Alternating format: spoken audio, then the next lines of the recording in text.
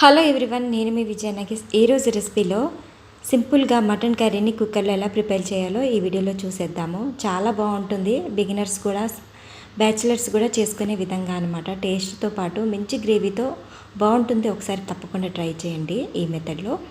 ముందుగా ఇక్కడ నేను 1/2 కిలో మటన్ తీసుకున్నాను. శుభ్రంగా వాష్ చేసేసి కుక్కర్లో యాడ్ చేసుకోవాలి. ఒక టమాటా, ఒక ఆనియన్ అండ్ అలాగే 2 పచ్చిమిర్చి ఇలా కట్ చేసుకొని, 1 స్పూను సాల్ట్, 1/2 స్పూన్ పసుపు, కొంచెం అంతా కారం యాడ్ చేసుకొని ముక్కలన్నింటినీ ఈ విధంగా కలుపుకోవాలన్నమాట. ఆ తర్వాత మటన్ ఉడకాలంటే వాటర్ అవసరం కాబట్టి 1/2 గ్లాస్ వాటర్ యాడ్ చేసుకొని 4 నుంచి 5 వరకు విజిల్స్ వస్తే సరిపోతుందన్నమాట. మన మటన్ కుక్ అయిపోతుంది.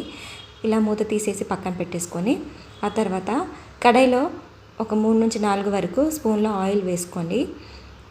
ఒక 3 ఆనియన్స్ని ఇలా సన్నగా కట్ చేసుకొని ఇలా గోల్డెన్ బ్రౌన్ కలర్ వచ్చేంత వరకు ఫ్రై చేసుకొని, ఫ్రెష్గా రుబ్బిన అల్లం వెల్లుల్లి పేస్ట్ 1 స్పూన్ వరకు యాడ్ చేసుకొని పచ్చివాసన పోయేంత వరకు ఫ్రై చేసుకోవాలి. ఆ తర్వాత మటన్ని వాటర్తో సహా యాడ్ చేసుకోండి.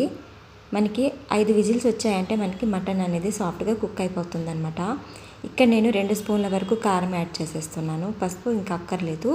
సో మనకి 2.5 స్పూన్ల వరకు సరిపోతుంది అనమాట ఈ కర్రీకి. ఆ తర్వాత కొంచెం అంతా ఒక 5 మినిట్స్ వరకు అయినా మూత పెట్టేసి కుక్ చేసుకోండి. 1/2 spoon garam masala, 1/2 spoon mutton masala add చేసేసుకొని కొత్తిమీర పుదీనాతో ఇలా లాస్ట్లో గార్నిష్ చేసేసుకోండి. చాలా బాగుంటుందన్నమాట ఫ్లేవర్, టేస్ట్ అండ్ అలాగే గ్రేవీ. ఒకసారి ఈ మెథడ్లో ట్రై చేయండి. బ్యాచిలర్స్ కూడా చేసుకునే విధంగా చాలా ఈజీ మెథడ్ అనమాట. టేస్ట్ కూడా చాలా బాగుంటుంది. ఆ తర్వాత ఇంకా రైస్ కానీ రోటీస్ కానీ సర్వ్ చేసేసుకోవడమే. చాలా బాగుంటుంది. వీడియో కనుక నచ్చితే తప్పకుండా లైక్ చేసి ఫీడ్బ్యాక్ని తెలియజేయడం